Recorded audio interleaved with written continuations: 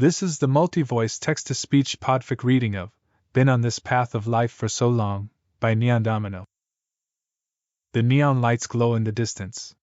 Sirius can see them for almost a mile across the wasteland, or perhaps it's a trick of the moon.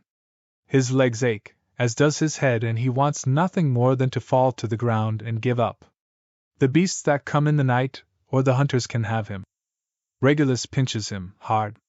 Stop moping and start moving. Unsympathetic little shit that he is. I don't know. Sirius mutters. I can't even see properly. Are those neon lights? Water, Regulus says. we've a bit left. Fuck off, that's yours. Sirius grumbles. One of us will make it.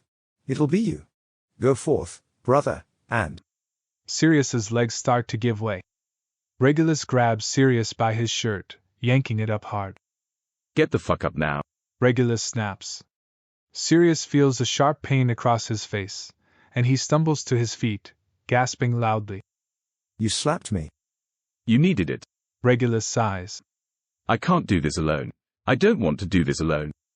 You slapped me. Drink the water.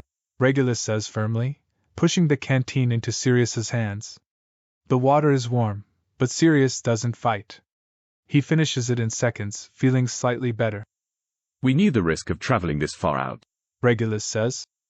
The hotel is there, it can provide food and water, and we'll continue on to the settlement. Once one of us has the tattoo that'll permit us entry. Sirius nods.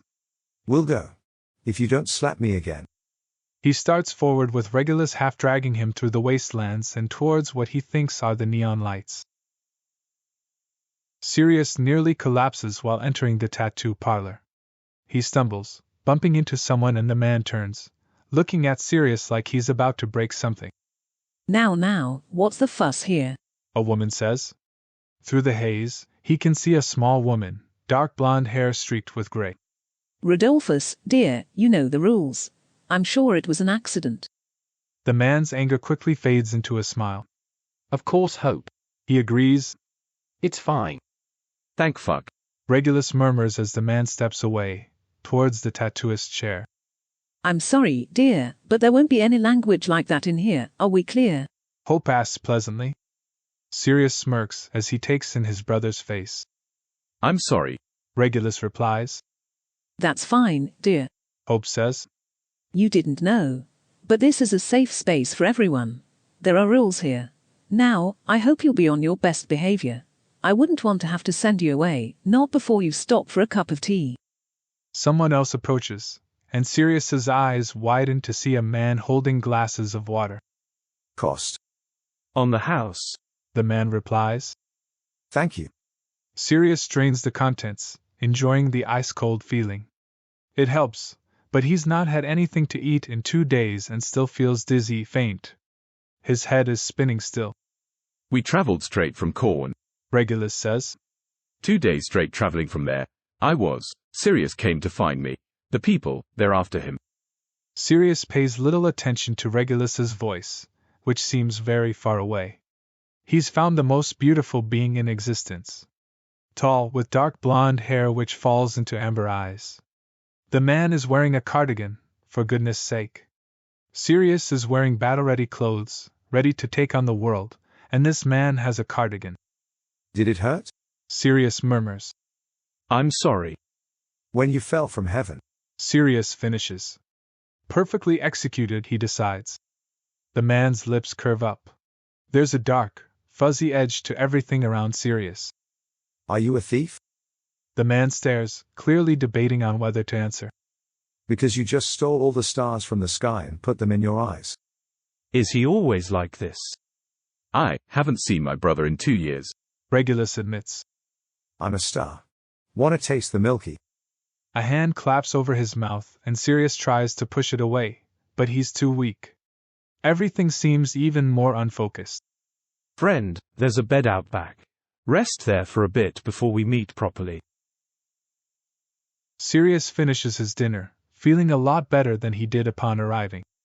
That was delicious, thank you, Hope. Would you like me to wash up? Regulus checks. Sirius smirks. Regulus has reverted to being overly polite in Hope's presence, and it has him wondering what has happened in the hours he was resting. Of course not, Regulus, dear. I'm sure you have business to discuss with my son Remus. Hope takes the plates and leaves. A man enters. Sirius can't help but stare. Dark blonde hair falling messily into amber eyes. A dorky cardigan in the midst of a dystopian world where everyone, and their mums, are wearing battle armor. He has to assume that this is Remus. Hey, beautiful.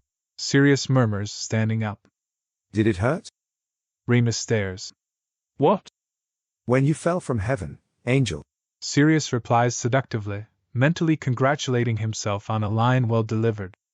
Remus looks amused at the line, his lips curving. Are you a thief? Sirius asks, stepping closer. The man stifles a laugh. I most certainly am. Why? Because you just stole all the stars in the sky and put them in your eyes. Sirius finishes. I'm a star. That's enough. Regulus snaps. Remus leans in. Maybe I'll get a taste later. He walks to the chair and sits down. Let's get down to business first. Sirius pouts. The flirting was going so well, too. We're here to get the ink needed to access the Bangor settlement. Sirius says, turning his attention to business. I was heading towards the one in Scotland, but I had word of my brother and came to Wales instead. Word is that you're the person to see. He reaches for the bag at Regulus's feet, opening it. We're looking for room and safety, supplies to travel with and 2 tattoos. One being a cover-up. He pulls out the valuable set of ink and sets it down. Tattoo ink. Remus murmurs. He reaches out and examines it. You've requested safety. They didn't want to give my brother up. I took him anyway. Sirius explains quietly. I'm normally more sensible out here, more level-headed. But he's my family, and, well, the Death Eaters think their members are property. My brother had to join them in order to survive. He needs his arm covered. You're asking a lot for a set of ink. Remus says, finishing his inspection and setting them down once more. I've seen Death Eater marks and they'd be hell to cover up. Regulus nods. We're willing to talk terms. My mum likes you both. Remus says. I trust her judgment, and well, no one will cause you trouble on these grounds whilst you're here. Information holds value. We trade information for goods. I have information on the Death Eaters. Regulus states. As for the settlement, I'm afraid it's full. We've had people returning after trying to find room there. We can, however, provide you with another settlement location, but information costs. You seem to know what you want. Sirius says. Tell us what the ink set is worth. It'll cover your stay and safety. It won't buy the information or the tattoos. Remus tells him. Sirius nods. That sounds like a fair deal. They've already had a meal and drinks on the house, so he's going to trust that Remus and his mother aren't going to take advantage and try and scam him. Trust is little these days. But he's only ever heard good things about these people. I ransacked an abandoned tattoo parlor. Sirius says, taking out a tattoo gun and more ink, setting it on the table. Remus reaches for it, examining it. He casts an expert eye over the ink too, but it seems like the focus is on the gun. 2 nights, and 4 days supplies. He agrees. It's 4 days there, if you take proper rests. Sirius nods his head. Deal. He says. I'll do your tattoo in the morning, and your brother's tattoo tomorrow evening and the morning after. Remus decides. Do I need one for the new settlement? Sirius checks. Remus grins. Not at all, but I'd love to leave my mark on that beautiful skin of yours. Sirius removes his shirt, feeling Remus's eyes on him. He lays down on the table as Remus's fingers trace the other tattoos. Symbols that have granted him access around the country. It's a little off-putting that it's a big room and Remus's mum is sitting on the sofa, rearranging the pictures of tattoos in the folder whilst sipping her tea. Some of these are too old. Remus murmurs. When was your first? 16. I ran away from home. Sirius explains. If I knew what was coming, I'd have stayed at home. Regulus was safe for a while in a settlement, and then that disbanded because of raiders. If I had been there, I'd have been able to keep him safe rather than him feeling he had to join the Death Eaters. You couldn't have known. Remus says. No one could have predicted this. Sirius snorts. He hears the familiar buzz of the machine. Are you sure you're giving me free rein over a design? Remus checks. What if I drew a dick on you? Sirius laughs. You wouldn't. You want good tattoos that people ask about, so customers get pointed your way. True. Remus murmurs. But it's a beautiful canvas to work on. Flatterer. Clearly the pickup lines worked. The ones you used before you threw up and passed out, or the exact same ones you said later, after dinner. Remus teases. You must know only 3 pickup lines. It's adorable. Sirius laughs. Are you trying to distract me? From what? Remus asks, grinning. The pain. I can take it. I'm sure. Remus insists with an expression that tells Sirius otherwise. It's. The door bursts open, cutting Remus's reply off, and Sirius feels a sense of dread as Lucius walks into the tattoo parlor, his cane clicking against the floor with each step. You don't have an appointment, Remus says quietly. We don't want any trouble, we're here for him, Lucius says. Lucius, sweetheart, it's so good to see you. Hope says. She shuts the folder and sets her cup down. My son said that you don't have an appointment. You know the rules, darling. She moves over towards him. Lucius backs up like a gun is being pointed at him, rather than Hope's look of disappointment. Hope, I'm sorry, I wasn't thinking. He stutters, losing his composure. Of course we're not here to cause any trouble. We'll be on our way. He shoves his companions out of the door hastily, and Hope sighs. That was amazing. Sirius murmurs. They'll linger. Hope warns him, turning around. You'll have to stay longer until they leave. We'll find a way for you to pay the cost, Remus says, fingers stroking over the old tattoos once more. Here. He presses his finger gently down. I'm going to do a constellation on your back.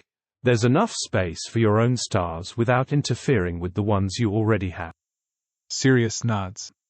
Do what you want with me. Hope laughs. Oh, I love how smitten you are. She says. I'll get you another cup of tea, and we'll discuss the naughty tattoo that dear Lucius had covered up last year. Sirius grins. I can't wait to hear this story. He says. He glances around at Remus. How about labor? I was good at art and can do designs. He checks. For room and food? Remus pauses. How long? For as long as you'll have me. Oh, I'll have you all right. Remus whispers cheekily, his fingers trailing down to Sirius's hips. Might just keep you too.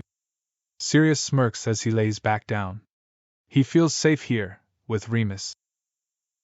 Benite.